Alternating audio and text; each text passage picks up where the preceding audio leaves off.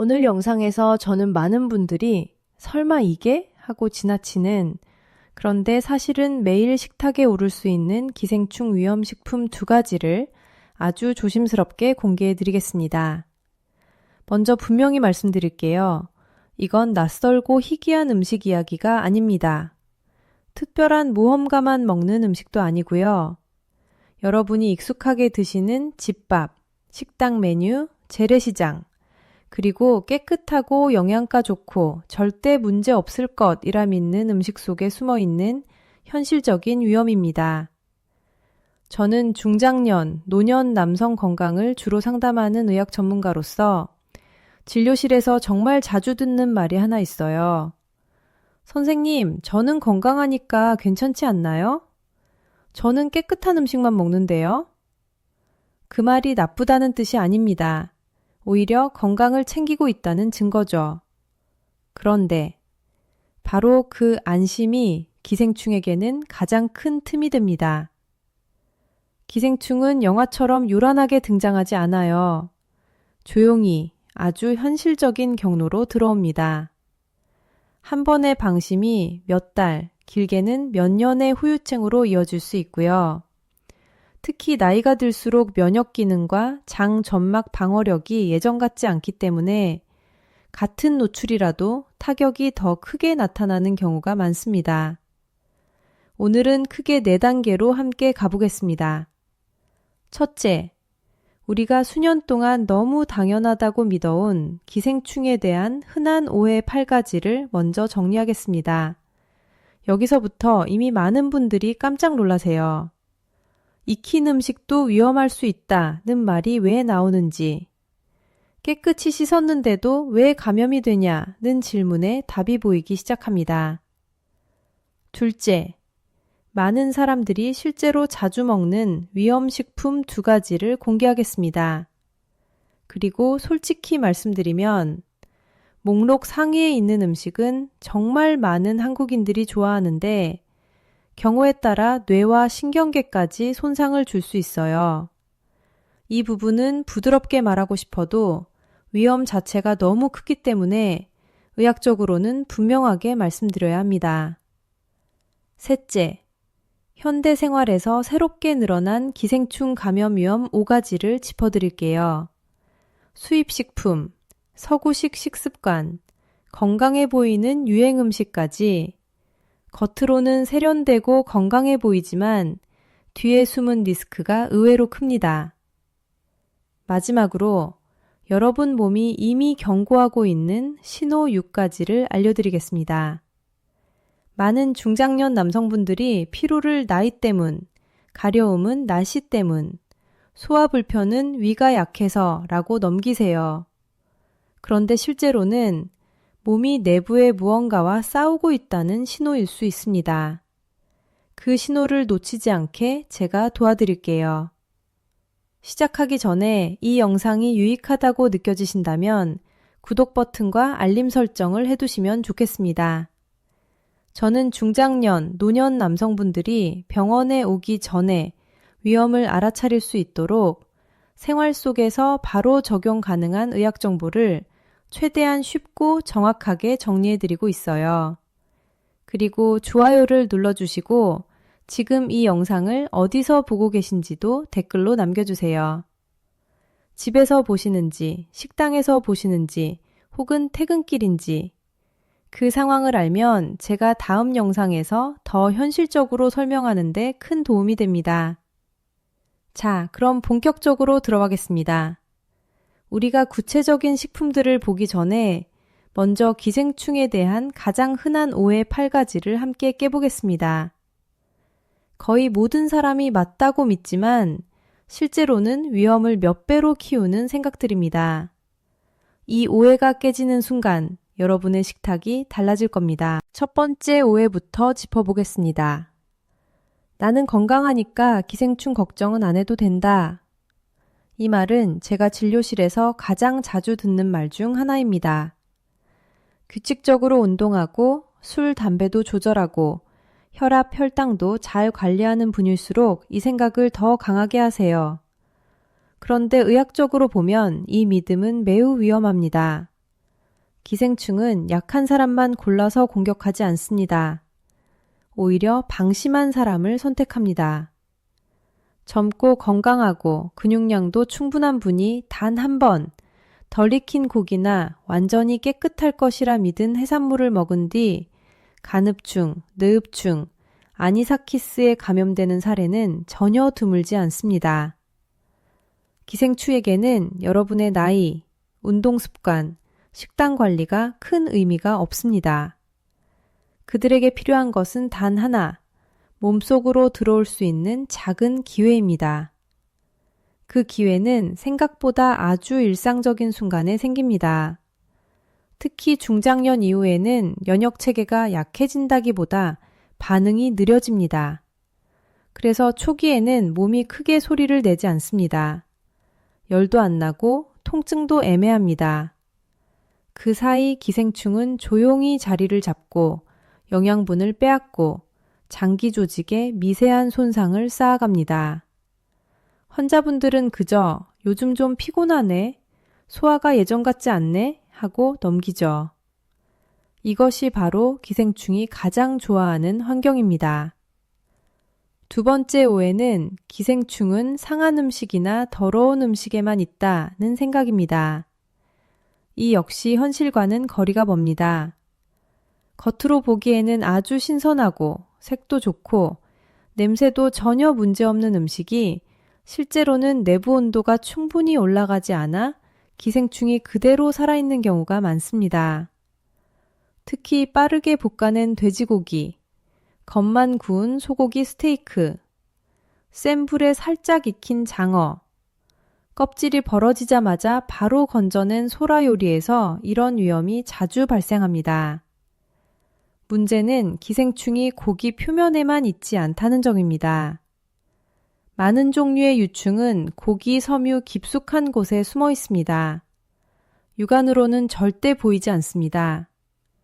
겉이 노릇하고 먹음직스러워 보여도 중심부가 일정 시간 이상 충분한 온도에 도달하지 않으면 기생충은 거의 영향을 받지 않습니다. 다시 말해, 거의 익은 것처럼 보인다는 말은 안전을 보장해주지 않습니다.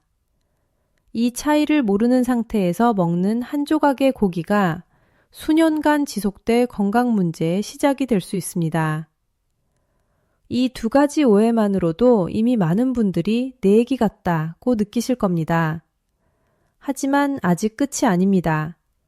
지금부터 나오는 오해들은 더 교묘하고 더 일상적이며 그래서 더 위험합니다. 다음으로 우리는 끓이기만 하면 괜찮다, 냉동했으니 안전하다 라는 생각이 왜 틀렸는지를 아주 구체적으로 살펴보겠습니다. 세 번째 오해는 많은 가정과 식당에서 너무나 흔하게 반복되는 생각입니다. 물에 넣고 끓이기만 하면 기생충은 바로 죽는다. 이 말은 절반만 맞고 절반은 매우 위험합니다. 기생충을 죽이는 핵심은 물이 끓느냐가 아니라 그 끓는 환경이 얼마나 오래 유지되느냐입니다. 그런데 실제 생활에서는 어떻게 하죠? 물이 보글보글 끓기 시작하면 아, 됐다 하고 바로 불을 끄고 건져냅니다. 오랜 습관이기도 하고 식감이 질겨질까 걱정되기도 합니다. 하지만 바로 그 순간이 기생충에게는 탈출구가 됩니다. 예를 들어 장어 속에 숨어 있는 일부 유충은 끓는 물에서도 몇 분간 견딜 수 있습니다. 소라나 조개류도 마찬가지입니다. 많은 분들이 껍질이 열렸으니 다 익었다고 생각하지만 의학적으로 보면 껍질이 열리는 순간은 조리의 시작일 뿐 안전의 기준은 아닙니다. 실제로는 물이 완전히 끓은 상태에서 최소 5분, 어떤 조개류는 10분 이상 유지되어야 유충이 완전히 사멸됩니다. 1초 끓인 물과 10분 끓인 물은 기생충 입장에서는 전혀 다른 세계입니다. 이 차이를 모른 채 먹는 음식이 생각보다 많습니다. 네 번째 오해는 요즘 특히 많이 듣는 말입니다. 이건 냉동 해산물이니까 괜찮아요. 안타깝지만 일반 가정용 냉동고는 기생충을 죽이기엔 충분하지 않은 경우가 대부분입니다. 가정용 냉동고는 보통 영하 4도에서 영하 18도 정도를 유지합니다. 이 온도는 많은 기생충에게 사망이 아니라 휴면 상태를 만들어줍니다. 말 그대로 잠시 잠들게 할 뿐입니다. 그리고 그 유충이 37도의 사람 몸속으로 들어오는 순간 다시 깨어나 정상적으로 활동을 시작합니다. 의학적으로 기생충을 냉동으로 박멸하려면 기준이 명확합니다. 최소 72시간 이상 영하 20도 혹은 24시간 이상 영하 35도 이하의 산업용 냉동 조건이 필요합니다. 이 기준을 충족하지 않은 냉동 해산물은 안전 처리가 아니라 보관에 가깝습니다. 그래서 냉동이라는 말만 듣고 안심하는 것은 매우 위험합니다. 특히 노년층의 경우 위 점막과 장 점막 방어력이 약해져 있기 때문에 깨어난 유충이 더 쉽게 조직을 파고들 수 있습니다. 이쯤 되면 이런 생각이 드실 겁니다. 그럼 도대체 뭘 믿고 먹어야 하나요? 아직 포기하실 필요는 없습니다. 중요한 것은 정확한 기준을 아는 것입니다. 다음으로 우리는 깨끗이 씻으면 된다. 술, 식초, 겨자가 기생충을 죽인다. 라는 생각이 왜 가장 교묘한 함정인지 차분히 짚어보겠습니다. 이 부분은 특히 많은 분들이 충격을 받습니다. 5번째 오해는 아주 성실한 분들일수록 더 깊이 빠지는 함정입니다. 나는 정말 꼼꼼하게 씻는다. 그래서 괜찮다. 채소를 여러 번 헹구고 고기는 물에 담가 핏물도 빼고 손으로 문질러가며 정성껏 씻는 분들 많으시죠. 그 노력이 헛되다는 뜻은 아닙니다. 문제는 씻는 것으로 제거할 수 있는 위험과 절대 제거할 수 없는 위험이 있다는 점입니다. 많은 기생충의 알과 유충은 고기 조직 깊숙이, 채소 잎의 미세한 주름과 섬유 구조 안쪽에 단단히 붙어 있습니다. 물로 씻어도 떨어지지 않고 소금물에 잠깐 담가도 그대로 남아 있습니다. 심지어 식초도 그들의 보호막을 깨트리지 못합니다. 만약 씻는 것만으로 모든 위험이 사라진다면 우리는 검사실도, 식품안전기준도, 가열 규정도 필요 없었을 겁니다. 식품안전과학이 존재하는 이유는 바로 일반적인 세척으로는 해결되지 않는 위험이 분명히 존재하기 때문입니다. 깨끗이 씻었다는 느낌이 오히려 사람에게 안심을 주고 그 안심이 경계를 풀어버리는 순간 기생충은 기회를 잡습니다. 6번째 오해는 한국 음식 문화와 깊이 연결돼 있습니다. 술에 담그고 식초에 재우고 겨자 찍어 먹으면 다 죽는다. 이 믿음은 의학적으로 매우 명확하게 틀렸습니다. 술은 기생충을 죽이지 못합니다. 일부 유충을 일시적으로 움직임이 둔하게 만들 뿐입니다. 식초는 기생충을 수축시키지만 살아있습니다. 겨자는 먹는 사람의 눈물만 나게 할 뿐, 기생충에게는 거의 영향이 없습니다. 간장게장에 들어가는 술, 회에 곁들이는 식초와 겨자, 모두 안전한 척하는 장치일 뿐, 실제 방어막은 아닙니다. 기생충이 진짜로 두려워하는 것은 딱 2가지입니다. 충분히 높은 온도, 혹은 산업 기준에 맞는 극저온 처리입니다. 그 외에 양념과 민간요법은 사람에게는 심리적 안정을 줄 수 있지만 기생충에게는 아무런 위협이 되지 않습니다. 이 사실을 모른 채 전통이라는 이름으로 이어진 식습관이 조용히 건강을 갉아먹는 경우를 저는 너무 많이 보아왔습니다. 이제 여러분은 느끼고 계실 겁니다. 생각보다 우리가 믿어온 것들이 위험했구나. 하지만 아직 중요한 오해 2가지가 남아 있습니다. 다음으로는 조금만 먹으면 괜찮다는 생각과 감염되면 몸이 바로 알려줄 것이다 라는 착각이 왜 가장 늦은 후회를 부르는지 말씀드리겠습니다. 여기까지 오셨다면 이미 여러분은 이전보다 훨씬 더 안전한 선택을 할 준비가 되어 있습니다. 7번째 오해는 아주 사소해 보이지만 결과는 결코 사소하지 않습니다. 조금만 먹으면 괜찮겠지. 많은 분들이 이렇게 생각합니다. 한 점, 한 입, 한 숟가락쯤은 문제 없을 거라고요. 하지만 기생충에게는 양이 중요하지 않습니다. 성충 한 마리, 유충 한 개, 심지어 눈에 보이지 않는 기생충 알 하나만으로도 충분히 심각한 질병이 시작될 수 있습니다. 뇌흡충, 안구흡충, 유구낭미충, 기생충성 뇌염 같은 질환은 많이 먹어서 생기는 병이 아닙니다. 단 한 번의 노출, 단 한 번의 실수로 시작됩니다. 특히 충충의 경우 장에 들어간 뒤 몇 미터까지 자라면서 수년간 영양분을 빼앗을 수 있습니다. 환자는 잘 먹고 있다고 생각하지만 몸은 점점 마르고 피로해집니다. 더 무서운 것은 일부 촌충알이 혈류를 타고 뇌, 눈, 근육으로 이동해 낭종을 만든다는 점입니다. 2단계에 이르면 치료가 훨씬 복잡해지고 완전한 회복이 어려운 경우도 적지 않습니다. 조금이니까 괜찮다는 생각이 가장 비싼 대가를 치르게 만드는 말이 될 수 있습니다. 8번째, 그리고 마지막 오해는 많은 분들을 늦게 병원으로 오게 만드는 생각입니다. 기생충에 감염되면 몸이 바로 경고할 것이다. 현실은 정반대입니다. 기생충은 소리 없이 움직입니다. 요란한 통증도 즉각적인 경고도 없이 조용히 자리 잡고 번식합니다. 어떤 종류는 5년, 길게는 10년까지 장 속에 살면서도 뚜렷한 증상을 만들지 않습니다. 그동안 몸은 서서히 빈혈이 되고 면역력이 떨어지고 장 기능이 망가집니다. 환자는 이를 스트레스, 수면 부족, 노화 탓으로 돌립니다. 더 위험한 경우도 있습니다. 일부 기생충은 간, 폐, 심지어 뇌까지 침투하지만 초기에는 통증이 거의 없습니다. 그래서 발견했을 때는 이미 조직 손상이 상당히 진행된 경우가 많습니다. 이때는 치료를 해도 이전 상태로 완전히 되돌리기 어려운 경우가 생깁니다. 제가 이 이야기를 드리는 이유는 공포를 주기 위해서가 아닙니다.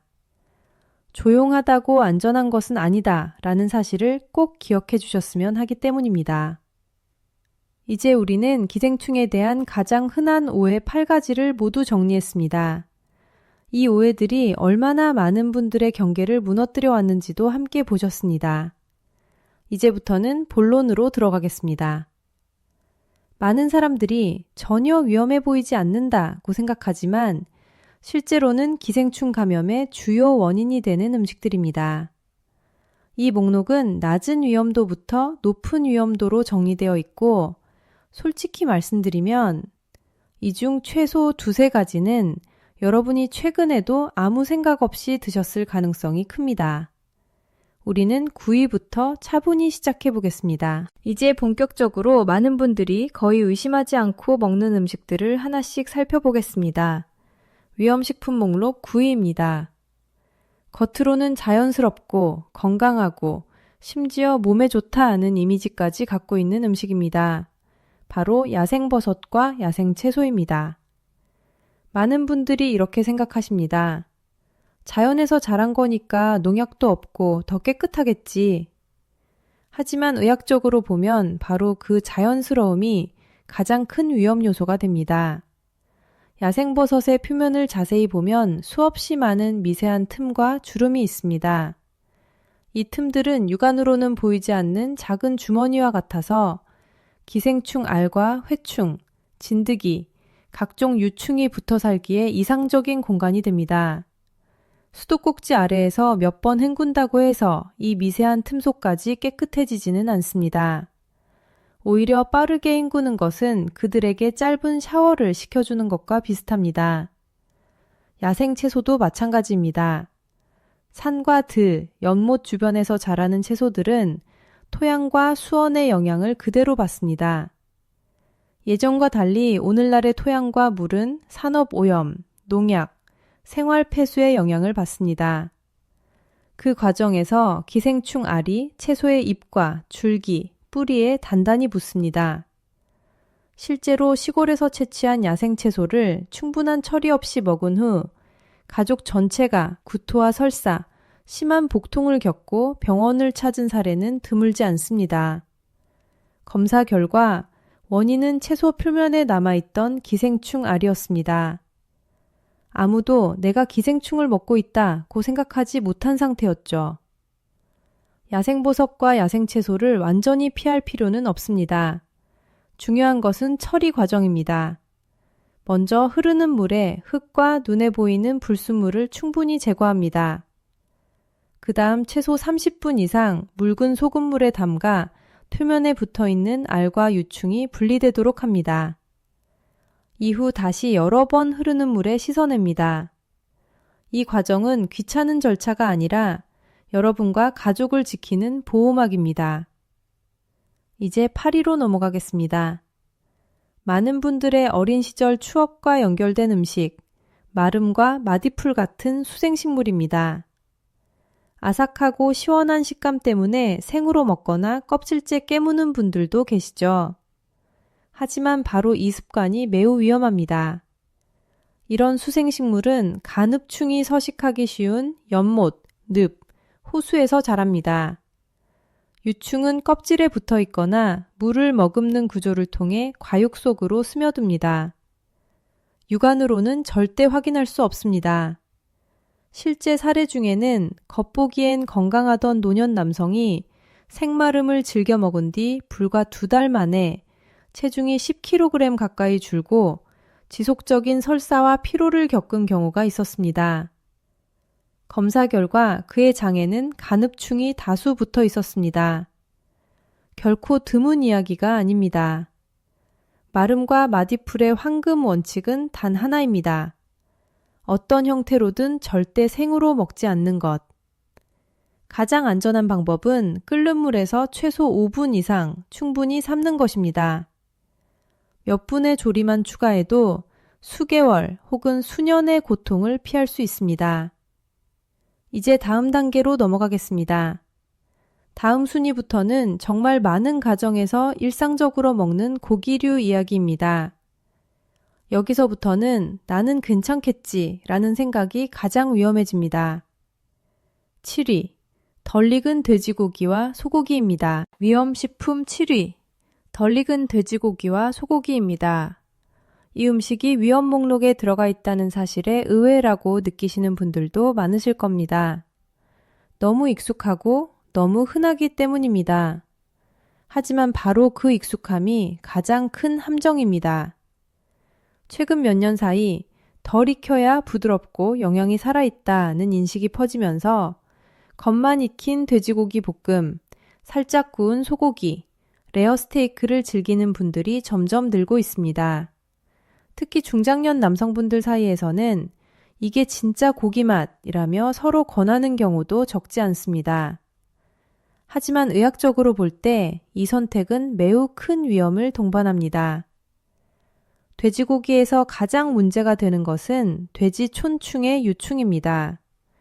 이 유충은 고기 표면이 아니라 근섬유 깊숙한 곳에 숨어 있습니다.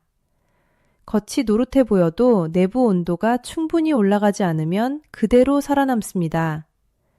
몸속에 들어온 뒤에는 장벽에 단단히 붙어 수년간 영양분을 빼앗으며 자라납니다. 어떤 경우에는 몇 미터 길이의 성충으로 성장하기도 합니다.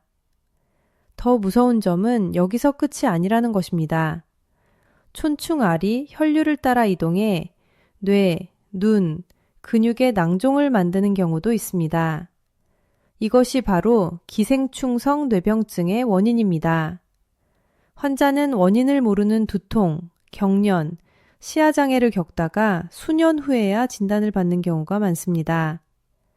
실제로 한국과 아시아 여러 나라에서 왜 이런 증상이 생겼는지 몰랐다는 환자들이 뒤늦게 뇌속 촌충 낭종을 발견하는 사례가 적지 않습니다. 소고기도 마찬가지입니다. 소고기는 돼지고기보다 안전하다고 생각하는 분들이 많지만 검역되지 않은 고기나 보관 상태가 불량한 고기에서는 여전히 위험이 존재합니다. 특히 집에서 직접 레어 상태로 조리해 먹는 경우 기생충 박멸 기준을 충족하지 못하는 경우가 많습니다. 중장년 이후에는 절대적인 원칙이 필요합니다. 돼지고기는 어떤 형태로든 완전히 익혀야 합니다. 분홍빛이나 붉은 즙이 남아있지 않아야 합니다. 소고기를 덜 익혀 먹고 싶다면 반드시 신뢰할 수 있는 공급처에서 충분한 가열 시간을 거쳐야 합니다. 노점이나 검역이 불분명한 고기, 보관 상태가 의심스러운 고기는 피하셔야 합니다. 한 끼의 선택이 남은 인생의 건강을 바꿀 수 있다는 말, 결코 과장이 아닙니다. 이제 6위로 넘어가겠습니다. 많은 분들이 보양식이라고 믿고 즐기는 음식입니다. 식감은 부드럽고 맛은 진하며 영양이 풍부하다고 알려진 장어와 뱀장어입니다. 하지만 이 음식은 조리 방식에 따라 매우 위험한 결과를 부를 수 있습니다. 위험식품 6위, 장어와 뱀장어입니다. 장어를 떠올리면 많은 분들이 자연스럽게 기력 회복, 보양식이라는 말을 먼저 합니다. 실제로 단백질과 지방이 풍부한 음식이죠. 하지만 의학적으로 보면 장어와 뱀장어는 조리 방식이 조금만 잘못돼도 매우 위험한 기생충을 몸속으로 들여보낼 수 있는 대표적인 식품입니다. 바로 악구충입니다. 악구충의 가장 무서운 특징은 장에만 머물지 않는다는 점입니다. 일부 기생충은 장벽에 붙어 살지만 악구충은 몸속을 이동합니다. 피부 아래를 기어다니며 붉고 아픈 혹을 만들고 눈으로 침투해 시력을 떨어뜨리기도 합니다. 더 심한 경우 간이나 중추신경계까지 침범해 심한 두통, 어지럼, 경련을 일으킬 수 있습니다. 실제로 한국, 중국, 태국 등 여러 조사에서 장어와 뱀장어의 악구충 감염률이 매우 높게 보고된 바 있습니다. 문제는 조리 습관입니다. 장어는 미끈하고 부드러운 식감을 살리기 위해 센 불에서 빠르게 볶는 경우가 많습니다. 겉은 금세 노릇해지지만 두꺼운 속살은 유충을 죽이는 데 필요한 온도에 충분히 도달하지 못합니다. 그래서 겉보기에는 완벽해 보여도 내부에는 여전히 살아있는 기생충이 남아있을 수 있습니다. 실제 사례도 있습니다. 반복적으로 장어볶음을 먹던 한 환자가 피부 아래에서 무언가 움직이는 듯한 통증과 붓기를 호소했습니다. 검사 결과 연조직 속을 이동 중인 몇 센티미터 길이의 기생충이 발견됐고 결국 수술로 제거해야 했습니다.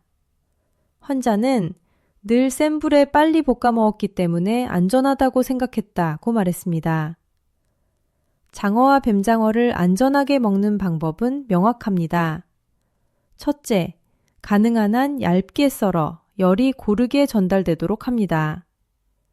둘째, 볶거나 굽기 전에 끓는 물에서 최소 5분 이상 충분히 삶아야 합니다. 이 과정에서 식감이 조금 떨어질 수는 있습니다. 하지만 그 대신 눈이나 신경계를 위협하는 위험을 확실히 차단할 수 있습니다. 맛에서 약간의 타협을 하는 것이 나중에 치러야 할 의료적 대가를 생각하면 훨씬 현명한 선택입니다. 이제 다음으로 넘어가겠습니다. 여기서부터는 많은 분들이 설마 이것까지? 하고 놀라실 수 있습니다.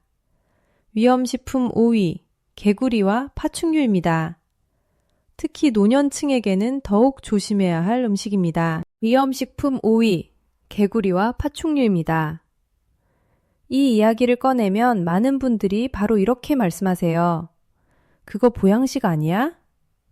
실제로 한국과 여러 아시아 지역에서 개구리 요리, 개구리 조림, 개구리 전골은 관절에 좋고 기운을 보충해준다는 이미지로 오랫동안 사랑받아 왔습니다. 특히 중장년, 노년층에서는 옛날부터 먹어왔으니 괜찮다는 인식이 강합니다. 하지만 의학적으로 보면 이 음식은 조리만 조금 부족해도 매우 위험한 기생충을 몸속으로 들일 수 있는 고위험 식품입니다. 바로 개구리 유충, 일종의 촌충 유충입니다. 이 기생충이 특히 무서운 이유는 장에 얌전히 머무르지 않는다는 점입니다. 몸속에 들어오면 연조직, 근육, 눈, 심지어 뇌까지 이동합니다. 마치 길을 잃지 않는 여행자처럼 한 부위에서 다른 부위로 옮겨 다니며 지나간 자리마다 손상을 남깁니다. 더 문제인 것은 이 유충이 사람 몸속에서 수년간 살아남을 수 있다는 사실입니다. 조용히 이동하며 증상을 만들기 때문에 발견이 늦어지는 경우가 많습니다. 실제 사례를 하나 말씀드리겠습니다. 개구리 전골을 즐겨 먹던 한 중년 남성이 허벅지 안쪽에서 꿈틀거리는 듯한 느낌과 극심한 통증을 느껴 병원을 찾았습니다. 수술로 확인해 보니 거의 10cm에 가까운 개구리 촌충 유충이 근육 섬유 사이를 이동하고 있었습니다. 더 충격적인 것은 다른 일부 환자에서는 이 유충이 뇌로 이동해 심한 두통, 경련, 시야장애를 일으켰다는 점입니다.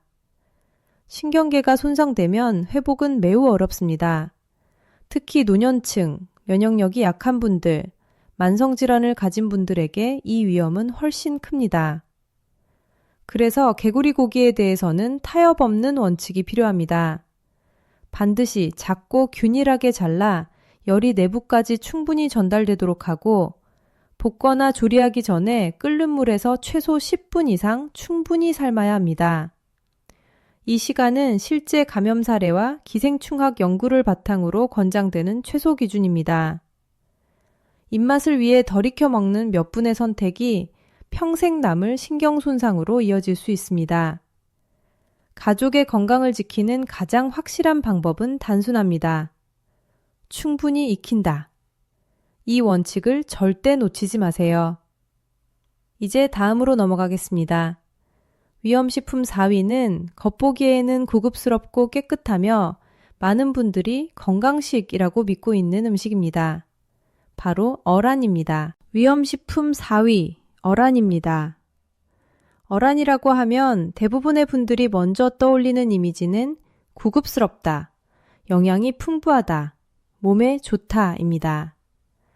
초밥 위에 올려진 윤기 나는 연어알, 명란젓, 대구알, 그리고 고급 식당에서 제공되는 각종 어란 요리까지 이 음식들은 깨끗하고 안전할 것이라는 강한 인상을 줍니다.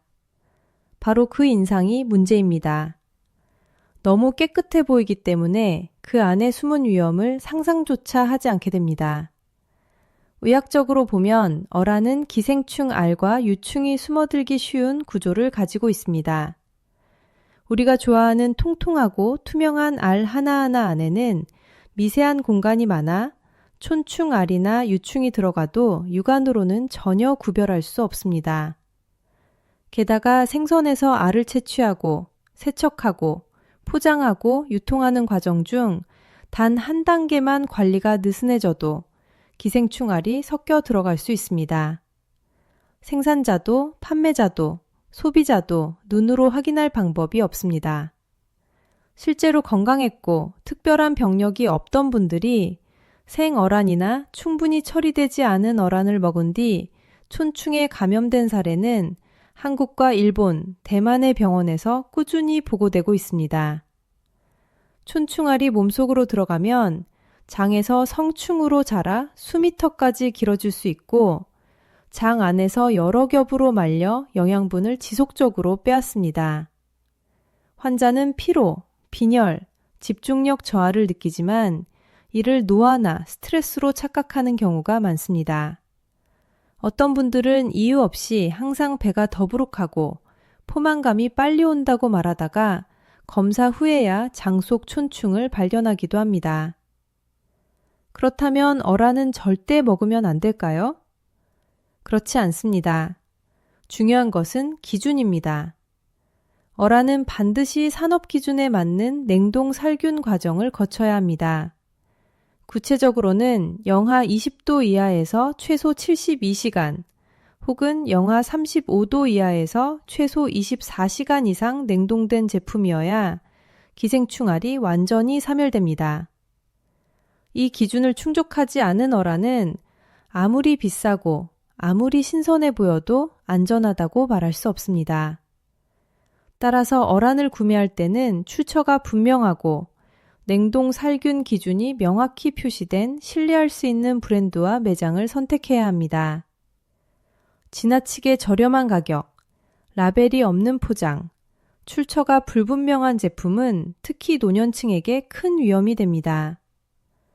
조금 더 비용을 지불하는 선택이 병원에서 겪게 될 불안과 고통을 막아주는 가장 확실한 보험이 될 수 있습니다.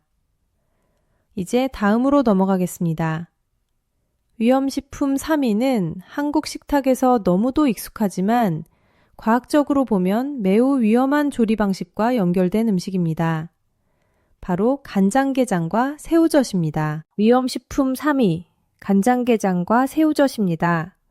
이 두 음식은 한국 음식 문화의 상징과도 같습니다. 간장게장은 밥도둑이라 불리고 새우젓은 김치와 국, 찌개에 빠지지 않는 기본 재료죠. 특히 중장년 노년층에서는 술이나 간장, 소금에 오래 절였으니 다 살균됐을 것이라고 믿는 분들이 많습니다.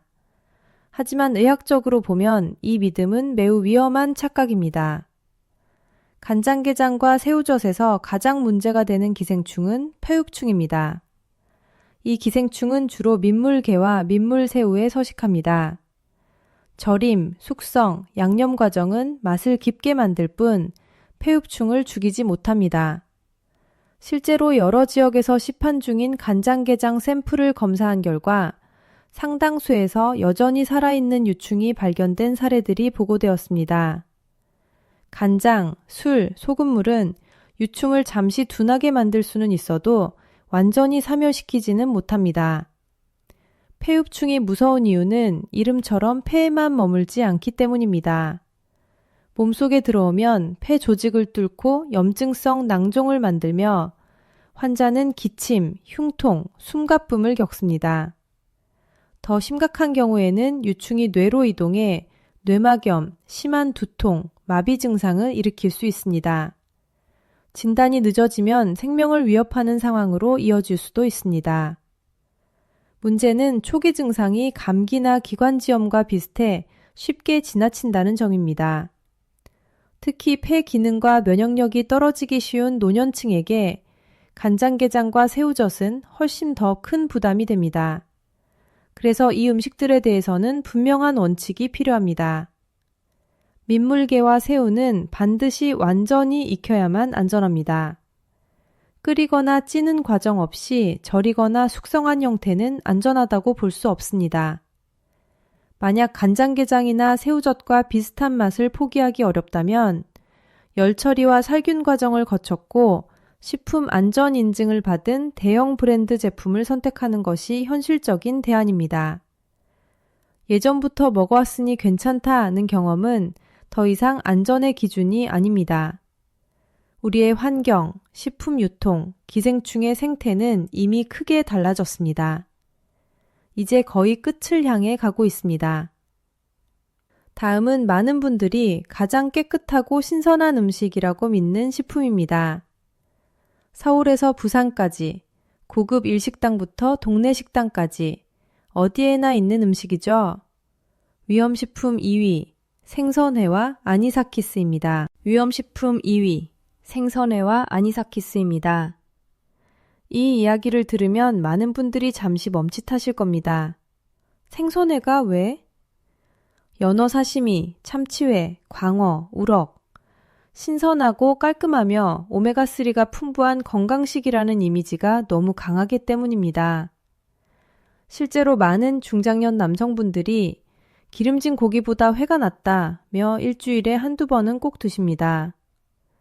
하지만 바로 그 건강식이라는 이미지 뒤에 의학적으로는 가장 자주 응급실로 이어지는 기생충 감염 원인이 숨어 있습니다. 아니사키스입니다. 아니사키스는 생해산물 속에서 매우 강한 생존력을 가진 유충입니다. 씻어도 죽지 않고 소금에 절여도 식초에 담가도 겨자를 듬뿍 찍어도 살아남습니다. 이것이 왜 무서우냐 하면 몸속에 들어온 뒤 이 기생충은 가만히 있지 않기 때문입니다. 아니사키스는 위벽과 장벽을 직접 파고듭니다. 마치 작은 바늘처럼 조직을 뚫고 달라붙습니다. 그 순간부터 환자는 칼로 배를 베는 듯한 극심한 복통, 메스꺼움, 구토를 겪게 됩니다. 많은 분들이 통증 때문에 허리를 펴지 못한 채 응급실로 실려옵니다. 실제 사례를 하나 말씀드리겠습니다. 한 남성 환자는 매달 여러 번 연어 사시미를 먹는 것이 건강관리라고 믿고 있었습니다. 어느 날 밤 갑작스럽게 참을 수 없는 복통이 시작됐고 내시경 검사에서 위벽에 달라붙어 움직이는 하얀 유충 여러 마리가 발견되었습니다. 일부는 이미 점막 깊숙이 파고들어 염증을 일으키고 있었습니다. 이 장면은 의료진 사이에서도 아니사키스의 교과서적 사례로 공유될 만큼 전형적이었습니다. 그렇다면 생선회를 완전히 끊어야 할까요?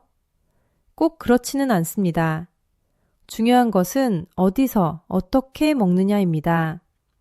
첫째, 반드시 기생충 박멸 기준에 맞게 냉동 처리된 생선을 사용하는 신뢰할 수 있는 식당에서만 드셔야 합니다. 둘째, 식당에 직접 물어보는 것을 주저하지 마세요.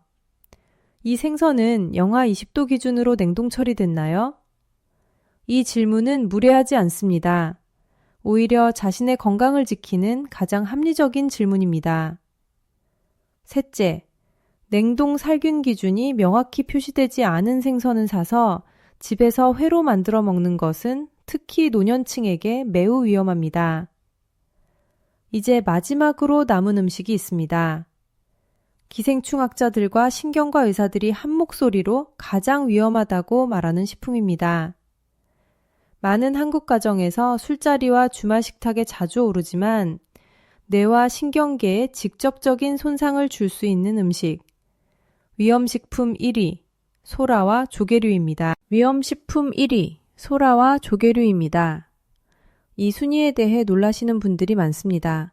소라가 그렇게 위험해? 하지만 기생충학과 신경과 의사들 사이에서는 비교적 의견이 일치합니다.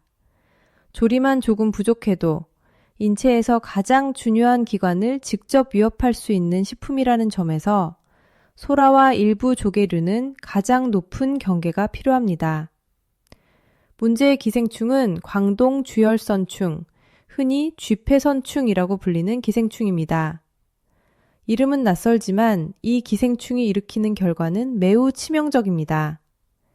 이 기생충은 장에만 문제를 일으키는 것이 아니라 혈류를 타고 뇌와 척수, 중추 신경계로 이동합니다. 일단 침투하면 호산 구성 뇌막염이라는 매우 위험한 질환을 일으킬 수 있습니다. 덜 익은 소라나 조개를 먹고 감염되면 유충은 소화관을 지나 빠르게 신경계로 이동합니다. 증상은 갑작스럽고 강렬합니다. 머리를 망치로 얻어맞는 것 같은 극심한 두통, 목이 굳어 숙이기 어려운 느낌, 심한 메스꺼움과 구토, 감각 이상, 마비, 기억력 저하까지 이어질 수 있습니다. 더 무서운 점은 유충이 뇌 안에서 죽을 경우 심한 염증 반응을 일으켜 회복이 거의 불가능한 신경 손상을 남길 수 있다는 사실입니다.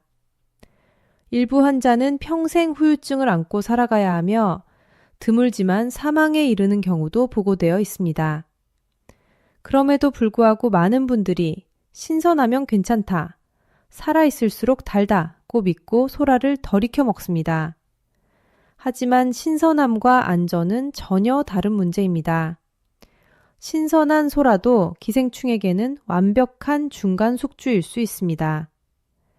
소라와 조개류를 안전하게 먹기 위한 원칙은 매우 분명합니다. 첫째, 생소라, 소라 샐러드, 덜 익힌 조개 요리는 절대 피해야 합니다. 둘째, 물이 끓기 시작한 시점부터 최소 10분 이상 충분히 삶아야 합니다. 이것이 현재 의학적으로 권장되는 최소 안전 기준입니다. 셋째, 위생 상태가 불분명한 노점이나 검역이 확인되지 않은 장소에서 섭취하지 마세요. 넷째, 노년층, 어린이, 임산부, 면역력이 약한 분들은 특히 더 조심해야 합니다. 여러분의 기억력, 사고력, 그리고 남은 삶의 질을 좌우하는 뇌와 신경계와 바꿀 만큼 가치 있는 맛은 세상에 없습니다. 이 한 가지만은 꼭 기억해 주세요. 이제 여기까지 들으셨다면 자연스럽게 이런 질문이 떠오를 겁니다. 그럼 요즘 시대에는 우리는 또 어디서 기생충에 노출되고 있을까? 사실 위험은 줄어든 것이 아니라 형태를 바꿔 더 교묘해졌습니다.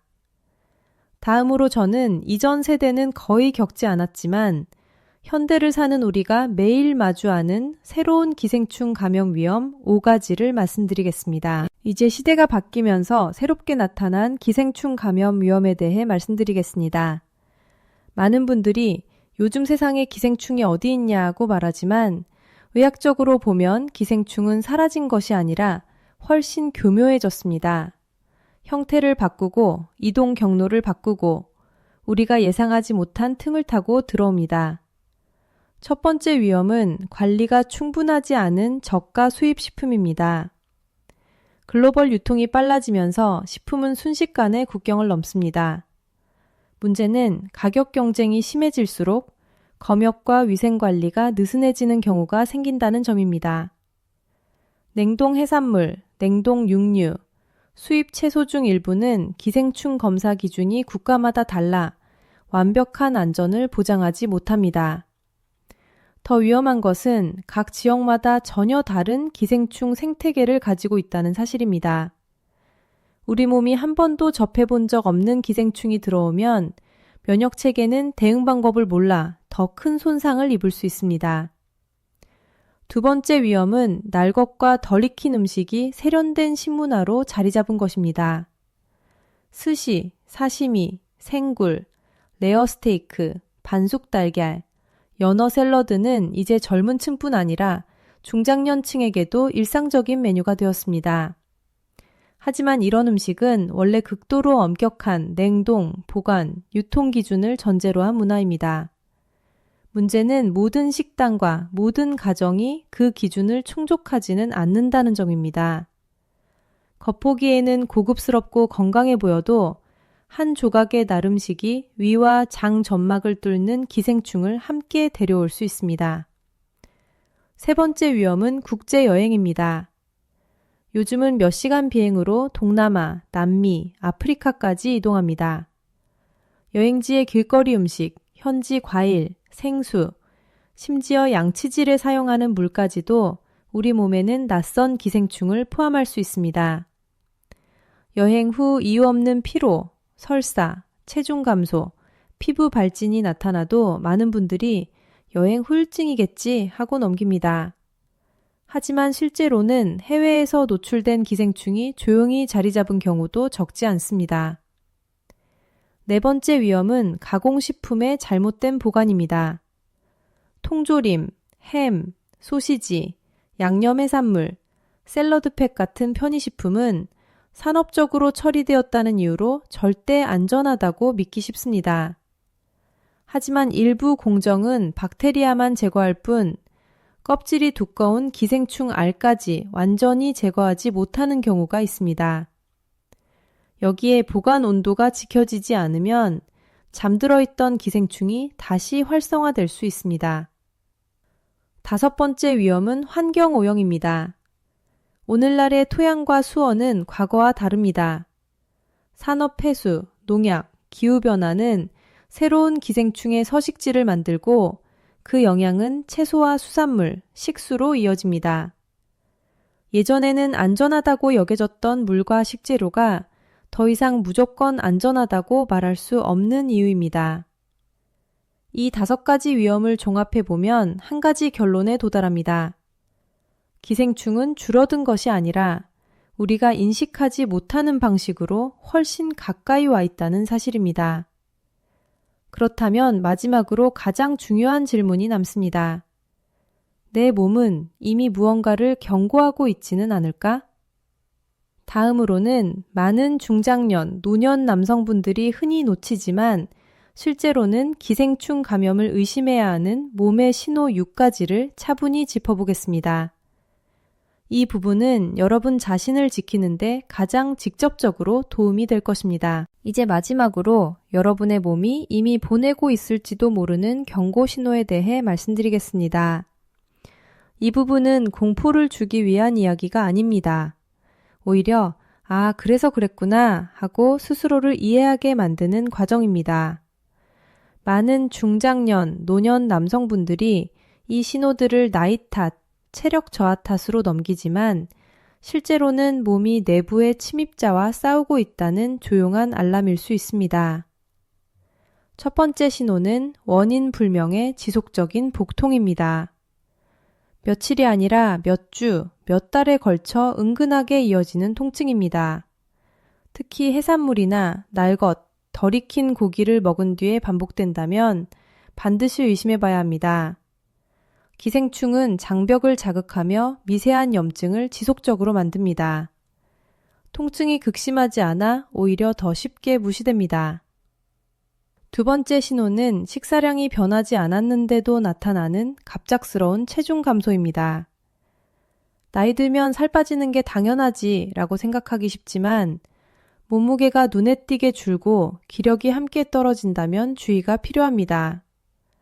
장속 기생충은 여러분이 먹은 영양분을 먼저 가로챕니다. 잘 먹어도 몸은 점점 비어가는 느낌이 들 수 있습니다. 세 번째 신호는 밤에 특히 심해지는 항문주의 가려움입니다. 말하기 꺼려서 참고 넘기는 분들이 많습니다. 하지만 일부 기생충은 밤에 활동하며 알을 낳습니다. 치질이나 피부 문제로 착각하기 쉽지만 며칠 이상 반복된다면 검사를 고려해야 합니다. 네 번째 신호는 이유 없이 반복되는 피부 발진과 가려움입니다. 날씨, 건조함, 알레르기라고 생각하고 연고를 바르지만 계속 재발한다면 기생충이 면역 반응을 교란하고 있을 가능성도 있습니다. 일부는 피부 아래를 이동하며 따끔거림과 붉은 반점을 만들기도 합니다.